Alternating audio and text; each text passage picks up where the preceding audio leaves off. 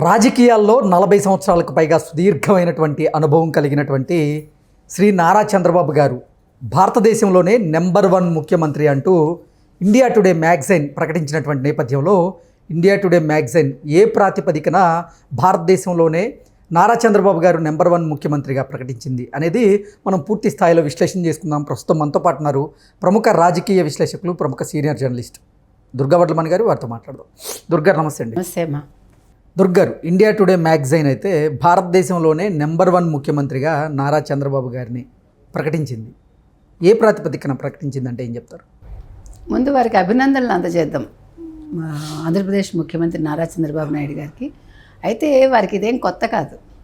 మీరు గతంలో చూసుకుంటే మీకు ఒకసారి చెప్తాను నేను ఎవరెవరు ఇచ్చారు అనేది. సో ఇండియా టుడేనే IT Indian of the millennium అని ఇస్తే, ద ఎకనమిక్ టైమ్స్ ఏమో business person of the year, తర్వాత ఏమో టైమ్స్ ఆసియా నుండి South Asian of the year, ప్రపంచ ఎకనామిక్స్ ఫోరం డ్రీమ్ క్యాబినెట్లో సభ్యుడు వంటి పురస్కారాలతో ఆయన్ని అనేక పురస్కారాలు ఆయనకి ఇచ్చిందనమాట. సో ఈయన అంటే ఒక్క ఆంధ్రప్రదేశ్ రాజకీయాలే కాకుండా గతంలో ఉమ్మడి ఆంధ్రప్రదేశ్కి ఆయన పనిచేశారు ముఖ్యమంత్రిగా. తర్వాత విభజన తర్వాత కూడా ఆయన ఒక టర్మ్ పనిచేశారు. మళ్ళీ ఇప్పుడు ముఖ్యమంత్రిగా 4వసారి ఆయన అయ్యారు. అంటే ఆయన విజన్ ముఖ్యంగా, ప్లస్ ఐటీ రంగానికి ఆయన చేసిన సేవలు, తర్వాత కేంద్ర రాజకీయాల్లో కూడా ఆయన చక్రం తిప్పుతున్న విధానం. అంటే మీరు కనుక గమనిస్తే చంద్రబాబు నాయుడు గారు ఢిల్లీ వెళ్తే మనం ఎప్పుడు చూస్తాం, ప్రతి ఒక్కళ్ళు వచ్చి వాళ్ళే వచ్చి పలకరిస్తారు ఆయన. అది అంటే అందరికీ అలా దక్కుతుందా అంటే మనకు తెలియదు. అంటే అందరితో సంయమనంతో ఒక వ్యక్తి వ్యవహరించడం అనేది చాలా కష్టం. ఆ విషయంలో చంద్రబాబు నాయుడు గారు ఎప్పుడూ కూడా ఆ కూల్గా ఉండడం అంటాం చూడండి, తన కూల్ని మెయింటైన్ చేస్తారు ఆయన. ఇంకొకటి ఏంటంటే చంద్రబాబు నాయుడు గారి దగ్గర ఉండే గొప్పతనం, కేంద్రంలో ఎప్పుడు పదవులు ఆశించలేదు ఆయన. మనం చూసుకుంటే చాలాసార్లు ఆయన చాలా సందర్భాల్లో మనకు తెలుసు, ఈవెన్ ప్రైమ్ మినిస్టర్ అయ్యే అవకాశం వస్తే కూడా నాకు రాష్ట్ర ప్రయోజనాలు ముఖ్యం, రాష్ట్రం ముఖ్యం, తెలుగు వాళ్ళు ముఖ్యం. మొన్న కూడా ఆయన ఇటీవల కాలంలో మళ్ళీ తెలుగువాడిగానే పుట్టాలని కోరుకున్నాడు ఆయన, ఆంధ్రప్రదేశ్లోనే పుట్టాలని. అంటే మాతృ రాష్ట్రం మీద, అంటే తను పుట్టిన గడ్డ మీద మమకారం, తర్వాత తెలుగు ప్రజలకు ఏదో చేయాలనే తపన, అంటే తన చేతల వల్ల భారతదేశానికి కూడా ఒక మంచి జరగాలనేది ఎప్పుడు కూడా ఆయన చూసే విధానం అన్నమాట. ప్లస్ ఇప్పుడు ఆయన వచ్చి పదవిలోకి వచ్చి 7 నెలలు కంప్లీట్, ఇప్పుడు 8వ నెల నడుస్తుంది. 8 నెలల కాలంలో ఎవరు ఊహించని రీతిలో ఆయన అమరావతి పని అయిపోయింది అనుకున్న సందర్భంలో అక్కడ జంగిల్ క్లియరెన్స్ చేయించారు ఆయన. అంటే అమరావతి మళ్ళా రాష్ట్ర రాజధానిగా ఆంధ్రప్రదేశ్కి దాన్ని తీసుకురావటంలో ఆయన కృతకృత్యులయ్యారు. అదేవిధంగా పోలవరానికి 2019 నుంచి 24 మధ్యలో కేంద్రం 15,000 కోట్లు ఇస్తే 15,000 కోట్లు ఏం చేశారో తెలియదు. కానీ ఈయన పోలవరం విషయంలో కూడా తను అనుకున్న పట్టు సాధించి పోలవరం డయాఫ్రమ్ వాళ్ళు ఇప్పుడు మొదలైంది దాని పని. అంటే ఒక టైం లిమిట్ పెట్టుకుని దాని ప్రకారం ఒక్కొక్కటి ముగించుకుంటూ వెళ్తాడు ఆయన.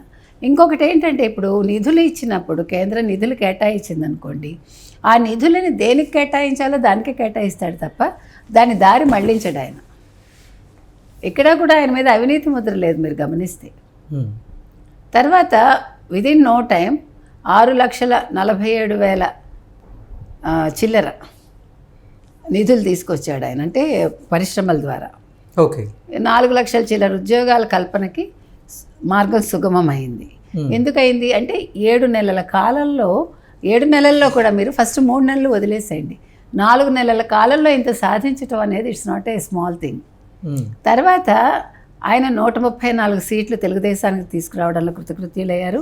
ఓవరాల్గా తెలుగుదేశం కూటమి 164 సీట్లు తెచ్చుకుని థంపింగ్ మెజారిటీ అంటాం చూడండి, ఆ రకంగా తీసుకురావటంలో కూడా, అంటే పవన్ కళ్యాణ్ ఒక బీజం వేస్తే చంద్రబాబు నాయుడు గారు దాన్ని అల్లుకుపోయి తెలుగు ప్రజల మనసుని దోచుకుని ముఖ్యమంత్రిగా ఆయన రాగలిగారు. అంటే మీరే ముఖ్యమంత్రిగా కావాలి, రాష్ట్ర అభివృద్ధిలో రాష్ట్రాన్ని ముందుండి నడిపించడంలో మీరే సమర్థులు అని ప్రజలు ఎన్నుకున్నారు. కాబట్టి ఆ సమర్థతను గుర్తించి ఈరోజు ఇండియా టుడే ఆయనకి అవార్డు ప్రకటించడం జరిగింది. ఇండియా టుడే అవార్డు అనేది ఎప్పుడూ కూడా ఒక ప్రతిష్టాత్మకమైంది మనకి భారతదేశాన్ని కన్సిడర్ చేసినంత వరకు. కాబట్టి చంద్రబాబు నాయుడు గారికి ఇది ఇవ్వడం అనేది చాలా ఉచితంగానే ఉందండి. తర్వాత ఆయన యాక్సెప్ట్ చేశారు, అది కూడా ముదావహమే. ఏది ఏమైనా చంద్రబాబు నాయుడు గారు లాంటి సుదీర్ఘ రాజకీయ జీవితం ఉన్న వ్యక్తికి అంటే ఆయన ఎప్పుడూ కూడా గెలుపునే చూశారు లైఫ్లో. అంటే ముఖ్యమంత్రిగా కాకపోవడం అనేది పక్కన పెట్టండి, 2-3 సార్లు అది ఎవరికైనా జరుగుతుంది. ఎందుకంటే దానికి మనం ఒక వ్యక్తి మీదే కారణం అని చెప్పలేంగా. ఒక పార్టీ ఓడిపోయిందంటే చాలా రీజన్స్ ఉంటాయి. కాబట్టి ఆయన 4వ సారి ముఖ్యమంత్రి అయ్యారు. ఆయన మళ్ళా ముఖ్యమంత్రి అవ్వాలని ప్రజలు కోరుకుంటున్నారు, పార్టీలు కూడా కోరుకుంటున్నాయి. అది చాలా గొప్ప విషయం. సో ఆయన అనుకున్నవన్నీ సాధిస్తున్నారు కాబట్టి ఆయనకి అవార్డు రావడం జరిగిందండి. సో దీనికి మనం మళ్ళీ మరొకసారి అభినందనలు అందజేద్దాం. ఆంధ్రప్రదేశ్లో కూటమి ప్రభుత్వం కొలువు తీరిన తర్వాత ఆంధ్రప్రదేశ్ రాష్ట్రం అయితే అభివృద్ధి పదంలో దూసుకువెళ్తూ ఉంది. ఎన్నో కార్పొరేట్ కంపెనీలు కూడా ఇప్పుడు ఆంధ్రప్రదేశ్లో పెట్టుబడులు పెట్టేందుకు సిద్ధమవుతున్నాయి. అలాగే ఎన్నో ప్రైవేటు ప్రభుత్వ రంగ సంస్థలు కూడా ఆంధ్రప్రదేశ్లో తమ కార్యాలయాలను ఏర్పాటు చేసుకునేలాగా సిద్ధమవుతున్నటువంటి నేపథ్యంలో అసలు ఓవరాల్గా భారతదేశంలో ఉన్నటువంటి అన్ని రాష్ట్రాల ముఖ్యమంత్రులతో పోలిస్తే భారతదేశంలోనే నెంబర్ 1 ముఖ్యమంత్రిగా ఇప్పుడు చంద్రబాబు గారిని ప్రకటించింది ఇండియా టుడే సర్వే సంస్థ. ఏంటి కారణం ఏంటి? మీరే అంటున్నారు కదా. ఇప్పుడు మీరు వైజాగ్ ఐటీ హబ్, తర్వాత మీరు రాయలసీమకి వచ్చారనుకోండి, అక్కడంతా కూడా టెక్నాలజీ కావచ్చు, లేదంటే కార్లకు సంబంధించి, ఇలా ఏరోస్పేస్కి సంబంధించి, ఇలా ప్రతి ఒక్కటి కదా. అలా ఎక్కడికక్కడ దాన్ని విడదీస్తూ అన్ని ఏరియాల్లోనూ అభివృద్ధి ప్రాతిపదికగా ఆయన వెళ్తున్నారు.